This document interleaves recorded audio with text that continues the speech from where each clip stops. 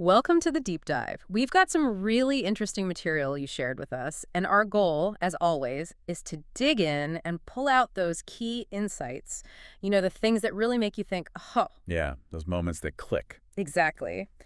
And today we're tackling something pretty universal, building good habits, and maybe more importantly, breaking those bad ones that just seem to stick around. Definitely a common struggle.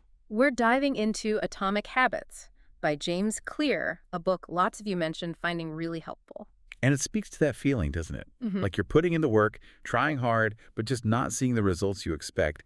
It can be pretty frustrating. Totally. That feeling of hitting a plateau, Clear actually talks about that directly. He calls it the plateau of latent potential. Right, the hidden build-up phase. Yeah, and he uses this great analogy. Think about heating an ice cube. Yeah. You take it from, say, 25 degrees up to 31. Still looks like ice. Exactly. Nothing seems to be happening. But all that energy you're putting in, it's not gone. It's being stored up, latent potential. Then you hit 32 degrees and bam, it melts. That breakthrough moment, it often looks like some kind of overnight success, but it's really the result of all that work that happened before under the surface. It's such a good way to think about it. It reminds you to, well, trust the process, even when you can't immediately see the changes happening. Focus on the system, not just the outcome. Trust the process. I like that. It really counters that discouragement when results aren't instant. Yeah, understanding that accumulation is normal, it definitely helps you stick with things. Okay, so let's get into the core ideas. One of the really foundational things in the book is this link between our habits and, well, who we think we are, our identity. This is super important. Clarithia argues our habits aren't just random actions. They actually reflect our underlying beliefs about ourselves. How so? Well, think about it. If you deep down see yourself as, say, a consumer rather than a creator, even if you want more money, that identity might keep pulling you towards spending habits. Okay, I see. Or wanting to be healthier. It's tough if your core identity really prioritizes, immediate comfort over maybe the discomfort of exercise. It's this quiet force guiding our choices. So changing habits isn't just about willpower or setting a new goal, like, I want to lose 10 pounds. Not sustainably, no. It's more about shifting your identity, becoming the kind of person who naturally does the things that lead to that outcome. Right, becoming a healthy person or becoming a writer, not just wanting the result. But how do you actually change that identity? It sounds kind of big. It does, but Clear makes it really practical. He suggests thinking of every action you take as a vote for the type of person you want to become. A vote. Interesting. Yeah, like one salad isn't going to instantly make you a health nut. But each time you choose the salad, you cast a vote for healthy person. Oh, okay. And these votes, they accumulate. They start to build evidence for your brain, reinforcing this new identity. It's how small, seemingly tiny habits add up to really meaningful change over time. It's that compounding effect again. I really like that vote idea. It makes even small choices feel significant. Like writing just one page today isn't just writing a page. It's a vote for being a writer. Huh. Exactly. Practicing the violin for 15 minutes. A vote for being a musician. Starting that workout, even if it's short. A vote for being an athlete. Encouraging your team. A vote for being a leader. And doing that consistently, casting those votes, that builds self-trust too, right? You start believing you can be that person. Absolutely. The narrative you tell yourself starts to shift based on this evidence you're creating day by day. But let's be real. Nobody's perfect. We all slip up. You skip the gym, eat the cake, you cast a bad vote. Does that just undo everything? Not at all. Think about it like any election. One side doesn't usually get 100% of the vote. You just need the majority. Okay. So missing a workout once doesn't suddenly erase all the previous ones. The goal isn't perfection. It's just to win the majority of the votes over time. Keep showing up more often than not. So Clear kind of boils this identity shift down. He says it's a two-step process. Yeah, pretty straightforward, actually. First, decide the type of person you want to be. What principles matter to you? What identity are you aiming for? Okay, get clear on the target identity. Right. And second, prove it to yourself with small wins. Those consistent tiny votes we were just talking about. Accumulate that evidence. It's quite empowering, isn't it? This idea that identity isn't fixed. We can actually choose and then reinforce the identity we want through our daily actions. Totally. It reframes the whole thing. Building better habits isn't just about getting something more money, less weight. It's fundamentally about becoming someone different. Yeah. The outcomes are almost like a side effect of that shift. Okay, that identity piece is huge. Now let's get into the mechanics. How do habits actually work? Clear lays out a 4-stage cycle. Yes, he calls it the habit loop. Every habit, good or bad, follows this pattern. Cue, craving, response, and reward. It's like a neurological feedback loop running in the background. All right, let's break that down. Stage 1, the cue. What's that? The cue is the trigger. It's the bit of information that tells your brain, hey, initiate this behavior now, there might be a reward. Like seeing a notification on your phone. Exactly. Or walking past a bakery and smelling fresh bread. Originally, cues were tied to basic survival, food, water, safety. Now they're often linked to secondary rewards like money, praise, status, or just feeling good. Got it. So the cue kicks things off. What's next? The craving. This is the motivation, the force behind the habit. It's the desire for the change in state that the reward brings. It's that anticipation, that wanting. So not the reward itself, but the wanting of the reward. Precisely. It's the feeling that pushes you to act. Okay, cue, then craving, then comes the response. The response is the actual habit itself, the action you take, or sometimes even just a thought pattern, like picking up the phone, or going for a run, or biting your nail. And whether you actually do the response depends on How motivated you are, driven by that craving, and crucially, how easy or difficult the action feels in that moment. Friction matters. Makes sense. And the final piece, the reward. The reward is the end goal of the habit. It satisfies the craving. And just as importantly, it teaches your brain, hey, that action worked. Remember it for next time. Ah, so it closes the loop. Exactly. Yeah. Your brain is always scanning for rewards, figuring out what actions lead to satisfaction or relief. If an action feels good, you're more likely to repeat it when the cue appears again. So for a habit to really take hold, all 4 stages need to be solid. Yeah. If one is weak, the whole thing falls apart. That's right. No clear cue. The habit never starts. Weak craving, no motivation to act, response too difficult. You won't do it. Reward unsatisfying. Your brain won't bother remembering it for the future. You need all 4. Okay, that framework is clear. Now, clear gives us 4 laws of behavior change, each one targeting one of these stages. Let's start with law 1. Make it obvious. This tackles the cue. Right. The basic idea here is that our brains are constantly, often unconsciously, scanning our environment for cues that predict rewards. We get really good at noticing things related to our habits. Like those examples he gives the museum curator spotting a fake, the radiologist seeing something tiny on an x-ray. Exactly. Or even, a mechanic hearing a subtle engine noise. Through repetition, our brains learn to pick up on these incredibly subtle cues automatically. So the more automatic a habit becomes, the less we even notice the cue that triggers it. Precisely. We become kind of blind to our own routines. So the first step to changing a habit or building a new one is just becoming aware of the cues that are already operating. How do we do that? He mentions a couple of techniques like pointing and calling. Yeah, it sounds a bit funny, but it's effective. You literally say out loud the action you're taking or the thing you're noticing, like, I am locking the door now, or I see the cookies on the counter. Huh. Okay. It forces you to be conscious of it. It pulls it out of that automatic unconscious processing. Another simple tool is the habit scorecard. Right. Just listing out your daily habits. Yeah. Sit down and actually write out everything you do routinely, from waking up to going to bed. You'll probably surprise yourself with habits you didn't even realize were habits.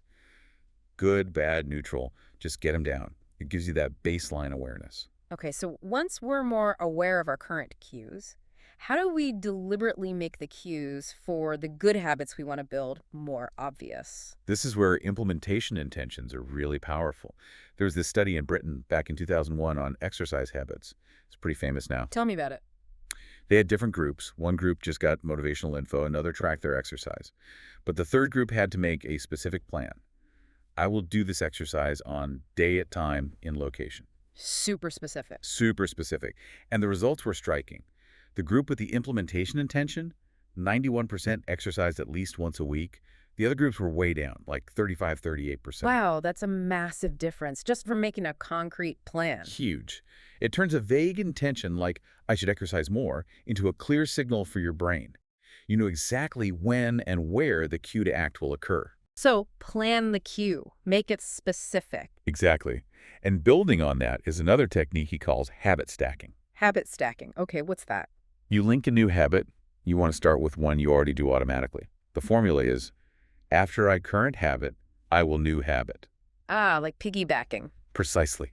So maybe after I pour my morning coffee, I will meditate for 1 minute, or after I take off my work shoes, I will change into my workout clothes.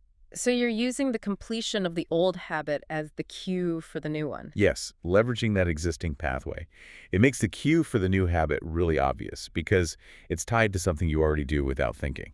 That makes a lot of sense. He also talks a lot about the environment, doesn't he? How making cues visible is key. Oh, absolutely. Think about product placement in stores or the layout of apps on your phone. What you see influences what you do. Our vision is such a dominant sense. So design your space to make good cues visible and bad cues invisible. That's the idea. Put your running shoes by the door. Keep fruit on the counter, not hidden away. Maybe hide the TV remote if you watch too much. Make the cues for good habits unavoidable and the cues for bad habits hard to find. And this ties into why changing your environment can sometimes make habit change easier, like going to a different coffee shop to work. Exactly. You escape the old triggers. Your usual spot might have cues associated with procrastination, but a new environment doesn't have those built-in associations yet.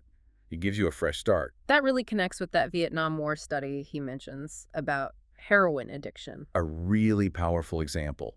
Soldiers who became addicted in the high-stress, cue-rich environment of Vietnam often quit relatively easily when they returned home. Because the environment changed so dramatically. The cues, the stress, the availability, the social context were gone.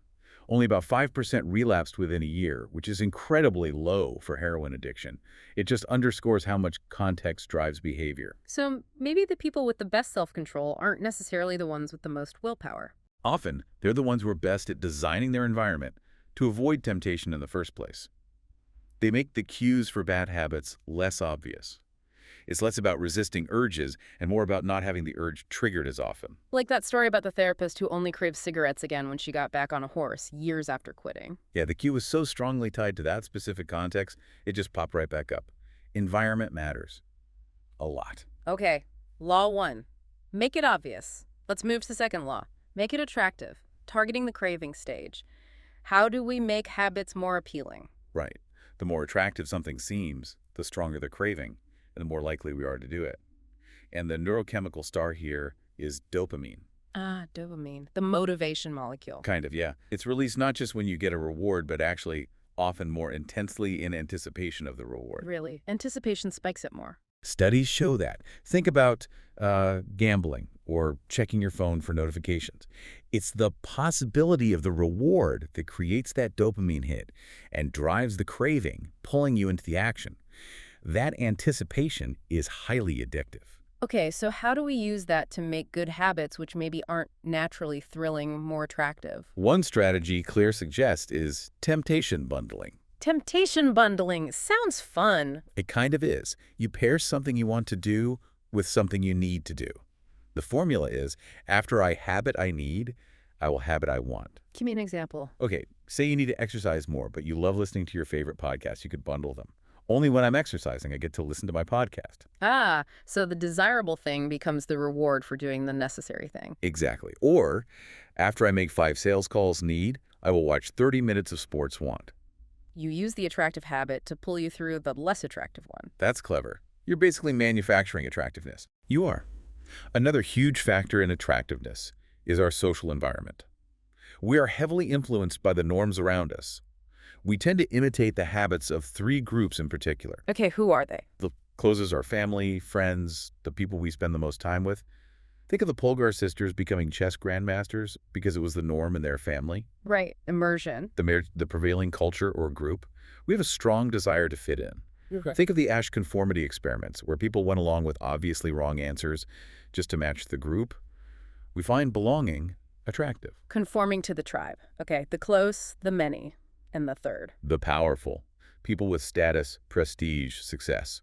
We tend to imitate the habits of those we admire or see as influential because we desire the approval and respect they command. So surrounding yourself with people who have the habits you want can make those habits seem more attractive. Absolutely. If everyone in your circle values fitness, fitness becomes more attractive to you.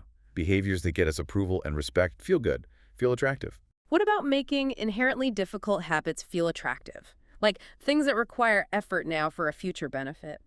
That often requires a bit of a mindset shift. Reframing how you think about the habit. Clear talks about changing the language you use. Instead of, I have to go for a run. Change it to, I get to build my endurance. Exactly. or I have to save money becomes I get to build my future freedom. Focusing on the benefits, the opportunity rather than the obligation, can genuinely make the habit feel more appealing. You associate it with positive feelings. Reprogramming the association. Right. And sometimes cues can trigger cravings in weird ways, Yeah. right? Like feeling stressed might cue the craving for comfort food, even though the food doesn't solve the stress. The cue itself becomes linked to the feeling. So for bad habits, we need to do the opposite. Make them unattractive by focusing on the negative consequences. Yes. Highlight the downsides. Reframe the experience. Think about the hangover before you pour the drink, or the sluggish feeling before you eat the junk food. Make the consequences more salient than the temporary pleasure. Diminish the craving. Got it. Okay. Law 3. Make it easy. This is about the response stage, making the action itself simpler. Yes. And the key insight here, especially when starting out, is that repetition matters more than perfection. You just need to get your reps in.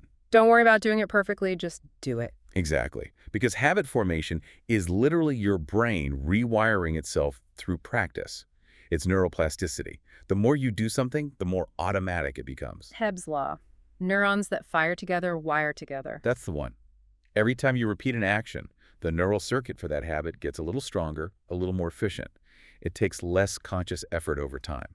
So it's the frequency of doing the habit that really counts for making it automatic, maybe even more than how long you do it each time. Definitely early on. You need those repetitions to build a pathway. Think about how many times you've tied your shoes or brushed your teeth.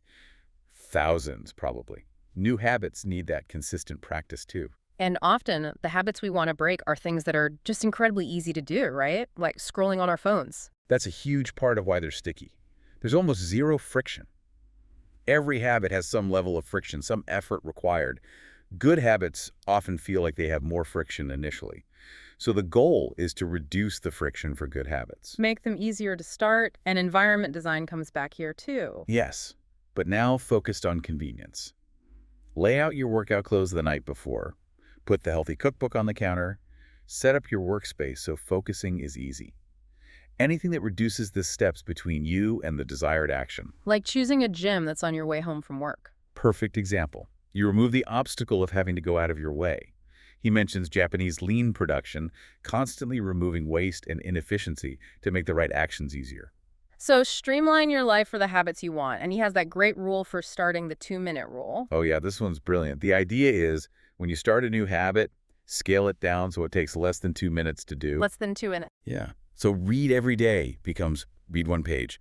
Do yoga becomes take out my yoga mat, run 3 miles becomes put on my running shoes. So you're just mastering the art of showing up, basically, making the start ridiculously easy. Exactly. You can't really argue you don't have time for 2 minutes. It overcomes that initial inertia. Once you've started, it's much easier to continue if you feel like it. But the win is just doing the first 2 minutes. Okay, that tackles starting good habits. What about making bad habits harder? Increasing friction. It's the inverse. Make them inconvenient. Leave your phone in another room when you need to focus. Delete the tempting apps. Unplug the TV and put the remote in a drawer. Add steps. Add hassle. Even small bits of friction can make a difference. Surprisingly effective. If you have to walk upstairs to get your phone, you might just decide it's not worth it. He talks about the decisive moment, too. Those small choices early on that dictate the path, like just putting on your workout clothes. Yeah, those little entry points often determine whether you follow through or not. And that leads into commitment devices. Like Victor Hugo locking away his clothes so he had to write. Yeah, the classic example. A commitment device is a choice you make now that locks you into a better behavior later or makes a bad behavior harder. What are some modern examples? Setting up automatic savings transfers. Buying food in smaller packages instead of bulk. Using software to block distracting websites during work hours. Prepaying for a fitness class so you lose money if you skip it. So you're making it harder to back out later. Exactly. And the ultimate form of making things easy is automation. Setting things up so the good habit happens without you even thinking about it. Right. Like the cash register, automating honesty. Or automatic bill pay, prescription refills, retirement contributions. Taking the decision-making and effort out of it entirely for certain things. That frees up willpower for other things. It does. But there's a downside, right? Technology makes automation easy, but it also makes bad habits incredibly easy, too. Yeah, the infinite scroll, the autoplay next episode. It's frictionless temptation. Definitely. Cleary even mentions his own trick of having his assistant reset his social media passwords weekly just to add friction back in. Sometimes making a bad habit impractical is the best way to break it. Okay, 3 laws down. The final one. Law 4, make it satisfying. This targets the reward stage. Why is immediate satisfaction so key? Well, our brains evolved prioritizing immediate rewards. Survival often depended on quick payoffs, find food, eat now. The immediate return environment. Right. But modern life is full of delayed returns. Exercise now, feel better later. Save now, retire comfortably later. Work hard now, get promoted maybe eventually. There's a mismatch. So the effort for good habits is usually upfront, but the reward is distant. And for bad habits? The pleasure is often immediate, but the cost comes later. Smoking feels good now, cancer risk is way down the road. This leads to that time inconsistency. We overvalue the present. Our present self sabotages our future self's plans. Pretty much. So Clear's cardinal rule of behavior change comes in. What is immediately rewarded is repeated. What is immediately punished is avoided. We need to feel successful right away for a habit to stick. Especially early on, yes. Good habits often feel like pure sacrifice at the start. You need some kind of immediate positive feedback to keep you going until the long-term benefits kick in. It bridges the gap. How do we create that immediate satisfaction? One way is simple reinforcement. Give yourself a small, immediate reward right after doing the good habit. Maybe track it or just acknowledge the win. The reward should ideally align with the identity you're building, though. Okay.